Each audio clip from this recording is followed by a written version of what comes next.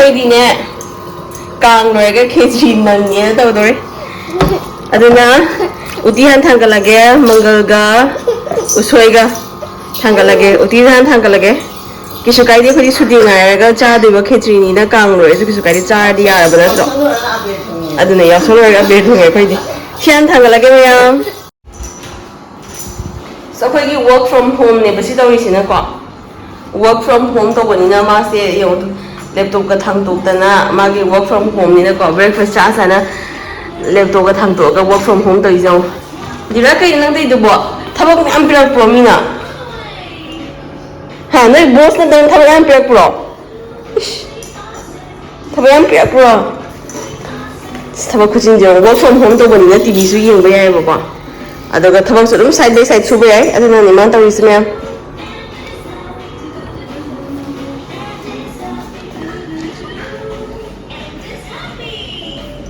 ꯑꯗꯒꯤ ꯍꯣꯔꯦꯟ ꯀꯩꯅꯣ ꯈꯦꯆꯤꯗꯣ ꯖꯨꯔꯥꯗꯤ ꯆꯥꯕ ꯉꯝꯃꯣꯏꯗꯕꯅꯤꯅ ꯃꯥꯒꯤ ꯆꯥꯛ ꯈꯔ ꯀꯥꯝꯕꯤꯔꯅꯤ ꯑꯗꯨꯒ ꯎꯇꯤꯗꯨꯒ ꯄꯤꯖꯗꯣꯏꯅꯦ ꯑꯗꯨꯝ ꯈꯔ ꯍꯦꯟꯖꯜꯂꯦ ꯍꯣꯔꯦꯟ ꯆꯥꯛ ꯆꯥꯅꯤꯡꯉꯛꯄ ꯌꯥꯎꯔꯁꯨꯅ ꯑꯗꯨꯝ ꯈꯤꯇꯪ ꯈꯔ ꯍꯦꯟꯖꯜꯂꯦ ꯃꯌꯥꯝ ꯑꯝꯇ ꯊꯥꯡꯒꯠꯂꯨꯈꯤꯒꯦ ꯅꯠꯇꯦ ꯎꯇꯤ ꯊꯥꯡꯒꯠꯈ꯭ꯔꯦ ꯑꯗꯨꯒ ꯑꯉꯥꯡꯒꯤ ꯆꯥꯛ ꯊꯥꯡꯒꯠꯈ꯭ꯔꯦ ꯃꯔꯛꯁꯤꯗꯩ ꯆꯥ ꯊꯛꯎꯒꯦ ꯑꯝꯇ ꯆꯥꯁꯦ ꯑꯌꯨꯛꯇꯗꯤꯀꯣ ꯆꯥꯁꯦ ꯊꯦꯡꯉꯁꯨ ꯊꯦꯡꯅ ꯆꯥ ꯑꯃ ꯊꯛꯎꯔꯗꯤ ꯋꯥꯈꯜ ꯍꯛꯆꯥꯡ ꯄꯨꯝꯅꯃꯛ ꯅꯨꯡꯉꯥꯏ ꯀꯥꯏ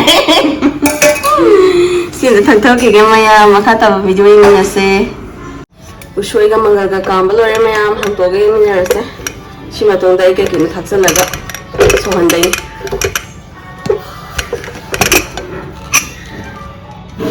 उशोगा मंगल का मैं मही खरा हापचले चाक अरोबदो खितंग हापचले हाउनबनेना खरा हापे अदो हजि सुदाबगा हापगे मैं सुदाबो खरा हापचरगेको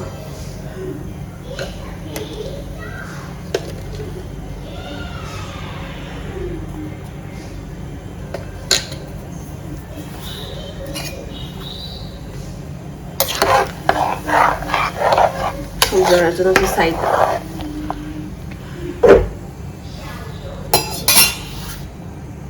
मैम तो मरोई नाकुपी मैम देने से सोइदो थमे होरेन खेचीरी सु उतुइजु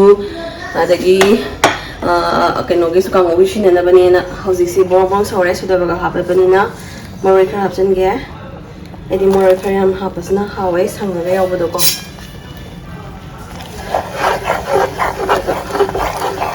ओके अति खरा पतन हावबनी जरासनो सोस लगे वो अतेपोगा अमता हापोय अंगां साबे यानाबा साइड ए केनोगी खेचरी गी सेम सागे माइरेन गसु खाइबा लोरे माइरेन बे मंगौदनी सि खाइबा लोरे रे मथम मथम चरके मयाम मते मते मयाम अखोइना चागदबा चेंगदो अदुगी चांग ओनजरे अदुगा हवाई मुसुरी खरगा मु खरगा हापचनजरे आई जहाना तिंगौदरे हवाई जहाना तिंगम दि खर फदबको तिंगम दे सुनजजनी सीजे फजना अमता चामागे अदुगा कई कई हापचलगा मुलागे खेची तो खाइगे एना कई हापे घी खाइजनग्रे बसना घी दम हिलांगे बको मो तेपा अदगी मचु अदगी मरोय सीजे तो खाइगे फजना को अदो घी हेजनग्रे तो लाउरे दुन तो पुरो कई कई अमु वाट लगे मचु रंग येंगे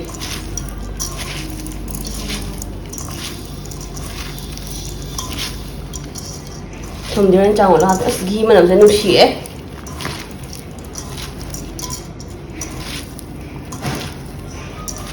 फजनाम तो खाइके मैम अदुगा उलके को मैम तो खाइबा लोरे हौजिक खेचरी तो खाइबा लोरे सिजैना हौजिक आई थाव देने हमदा कुकर से थांकले मैम खेचरी ngौनबा नाकंद उती जु कन्ना सौरी मैम मखादा बेमिनसे को थूना लोइना मा कुकर एक तंगौ भाई के हिदा फिश कम फोदा बनेंगे दिलीले तो बया दरे थे मैम थाव सामा ले थादरगे को तेजपत्ता ना ngौरगे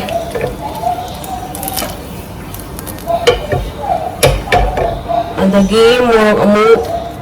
ngौरगे जौ लॉन्ग ngौरगे को अदु लोरे अदुगा एंगी सगी खेचरी की मैं अनु थादा जरे कदम ने थादा ने एंगल से कदम में तो थरसिगे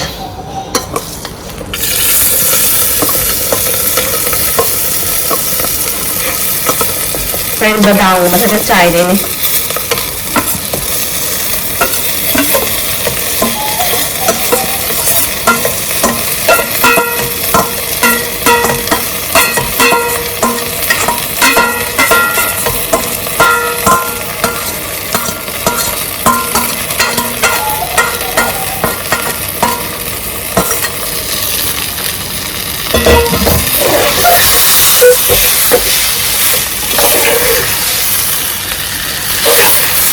Oh my god! Video na nung hana ba ay maroy tawag ko hore? Ado na, foreign ay masabi chai maroy na foreign. Masabi yung chai siya ay doon yung sa crispy na babadaw na talaga. Maroy ko dito at kare, ado ay namin, soap to wala ba? Ado ko yung panahapon rin na to. Madal pa daw mo daw chai ito ko yung biryani chai.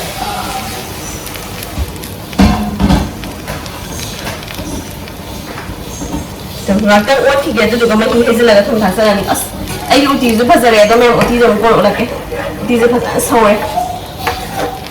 ai to ge khali ma yan si lapu di phangre ko lapu phangye lapu gi magi manu gi ma ton adu dang phangye di ha ro adu na lapu dro yo lage adu ga ke chana ga khame ga mangor ge adu ga mai ne na ma to ge sai khali nei gari bani ga si di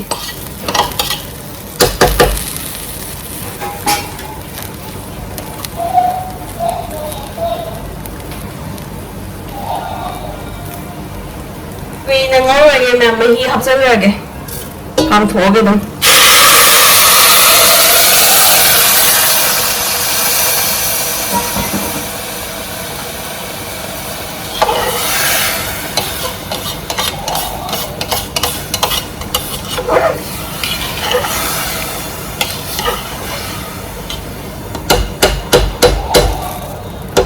mình chỉ đánh học thì kìa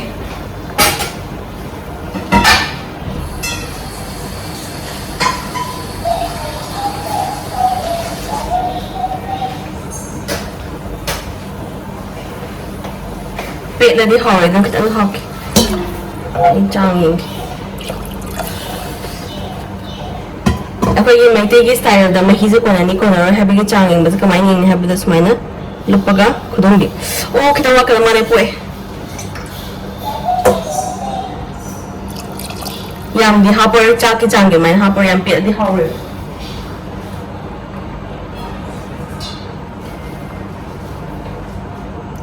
ya hana ge sina May enough order check to ko Manipur style da order ni yare Hosik thum thaksan biryani itu juga kaman biryani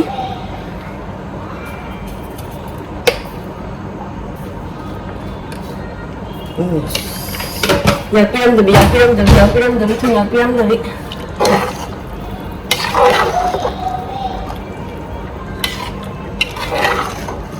Pasabya मैं मत choose Không thuộc kìa có mèo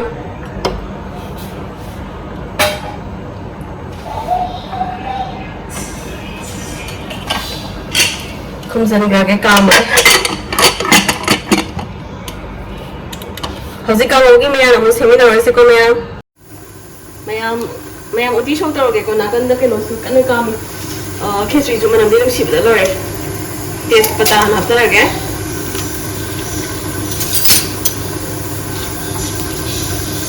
Next, lagi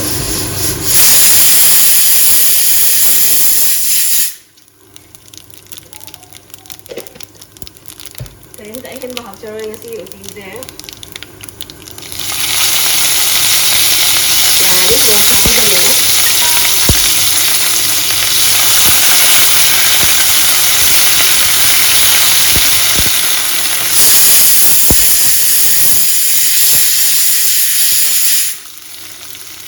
Dia nak ingin makan apa pun. Itu kalau aku juga masak yang kita jaga ni. Ni zaman tak sendiri tinggi mak.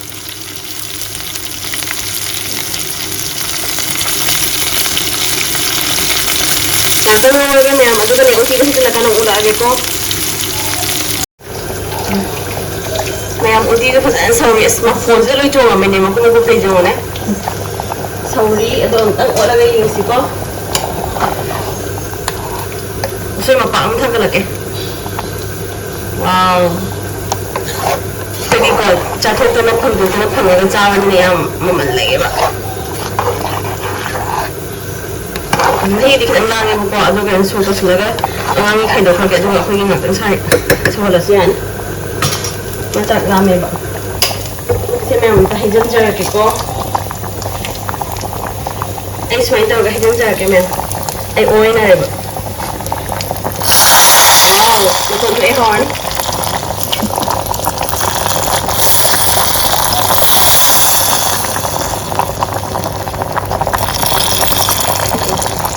Dulu aku sering pakai kamera gini kan deh.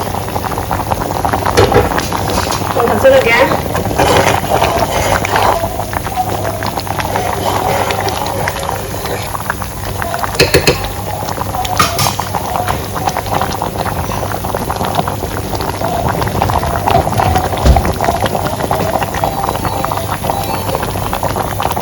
Kalau tak ya. Video में मैं camera दा packet करे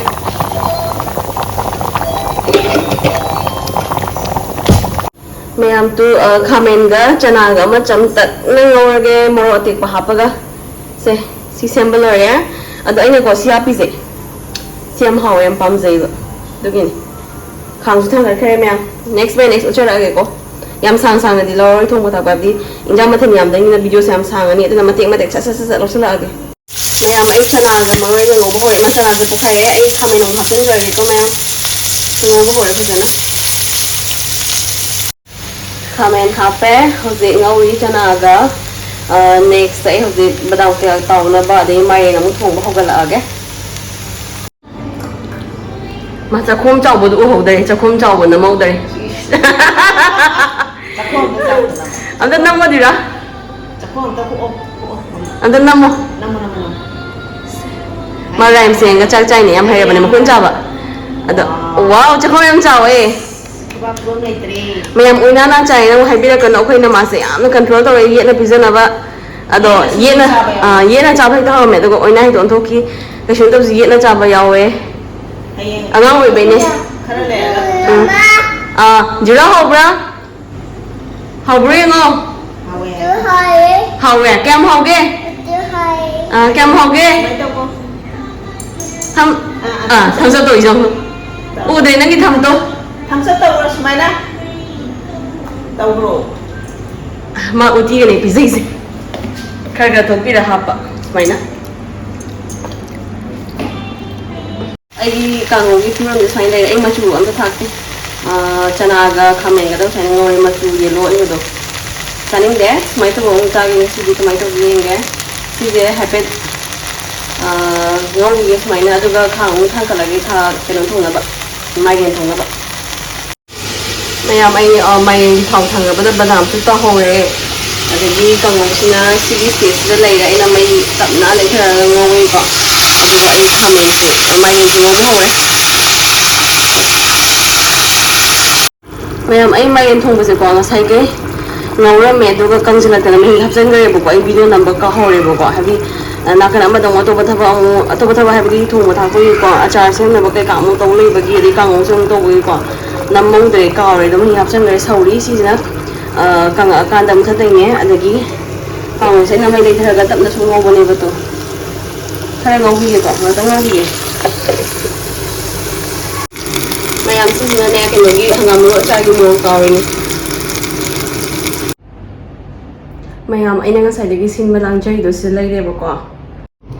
Sina mairen thongba, sina chanaga khamen barmasika ga kanghau,